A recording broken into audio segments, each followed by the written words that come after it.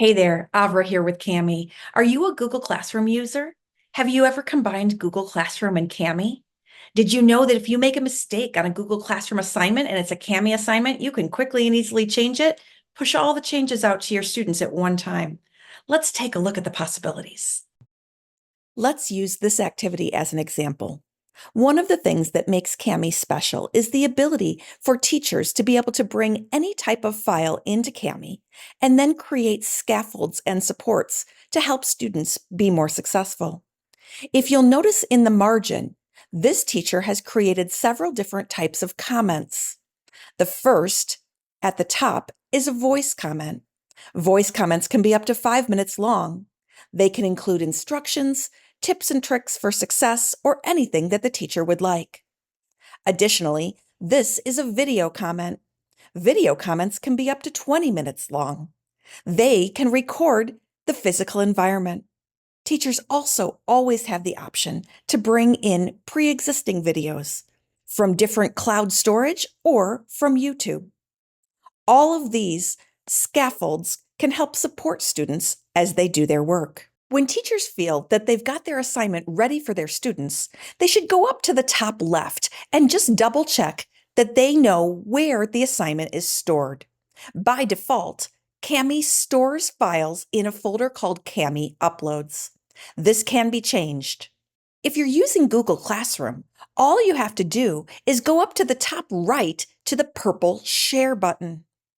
The Share button is a quick and easy way to either share a file in Google, or as you can see right here, it's a way to create a Google Classroom assignment. When we click on Create Assignment, now we can go in to a familiar interface. This is very similar to just creating an assignment in Google Classroom. But when we add in Cami, we get some additional awesome features. Let's explore. First, we'll give our assignment a title.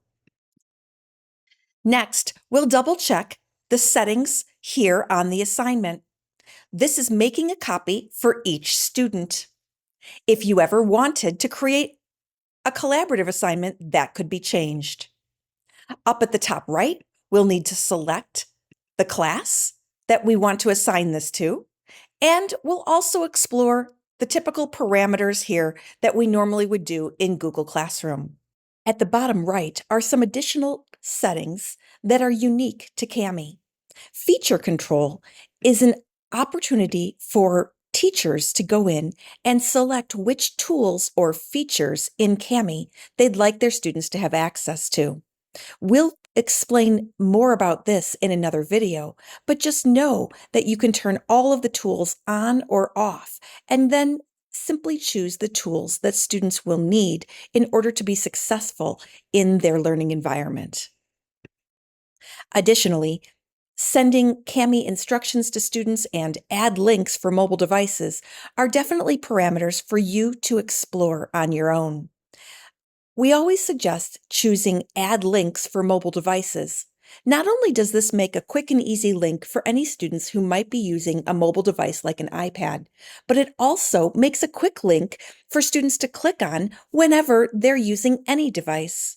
When you've explored all of the parameters in this assignment creation interface, you can simply go down to the bottom right and choose Assign. Let's look at the student perspective to see what it looks like for students to complete the Cami assignment.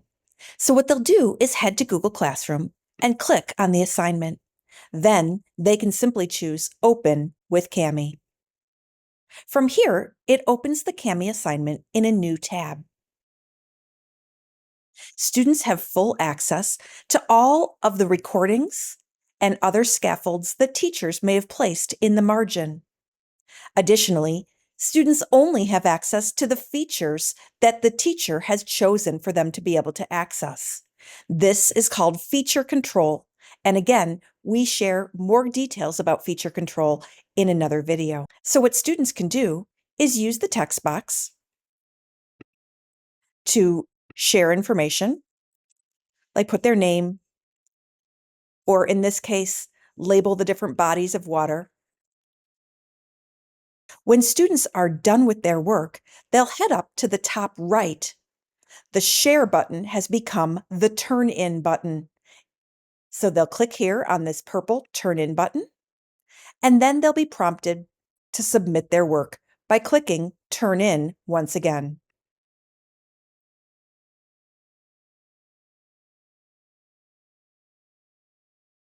That confetti animation serves as a visual cue for students to know that they have successfully completed and submitted their assignment.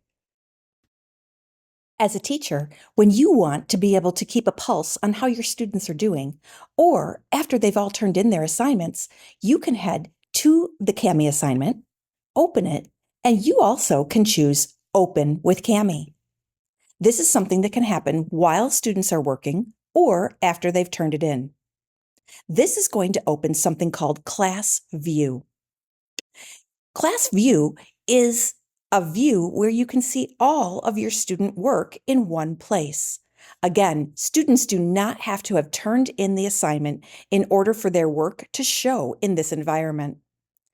If I go up to the top to this Sort By drop-down menu, I can sort by submission status.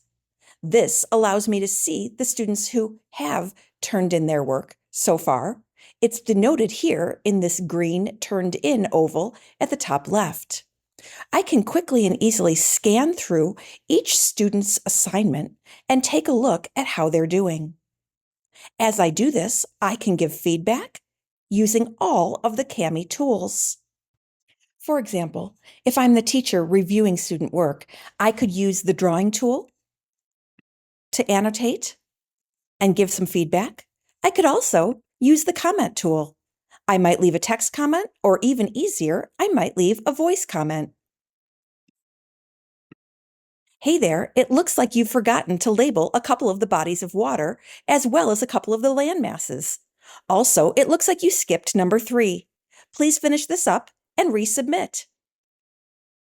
Then I could scroll over and maybe notice that this student didn't do number 3 either. And maybe this student didn't do number 3. Then it might occur to me as the teacher that I haven't given students the tools that they need in order to draw and color certain areas of the map. So what I can do is head up to the top of the class view and look right up here. These little icons right here allow me to open the feature control area. Feature control is where I can go in as a teacher and turn on and off tools as needed. So now, when I hit OK, my students will now have the drawing tool that they didn't have before. That way, they'll be able to do number 3. Class View is also going to allow us to be able to put points in and hit return, and these points will go into the gradebook in Google Classroom. Another fantastic feature of Class View is the ability for teachers to be able to make changes to everyone's assignment at one time. This is a way to be able to correct any mistakes or to push out mass feedback to everyone in the class. Let's look at how we can do this. We can head up to the top right, and this button here is a toggle. I can click, and this will open the template file of the assignment. So for example, if I've decided that number 3 is too complex or difficult for students to do, I could cross it off with the drawing tool, or I could even draw a white rectangle over it and just get rid of the entire question. I'll fill that in, and now you can see that we've got this white rectangle, and I'm simply covering up number 3. That way students won't see it. So what I'll do at this point is go up to the top right and choose Update All. When I hit Update, all of those changes will go out to the entire class. So when I toggle back now using this button up here at the top, the toggle switch brings me back now to the class view. Let's look at each student's assignment, and you'll notice that that box, that rectangle, is on each page.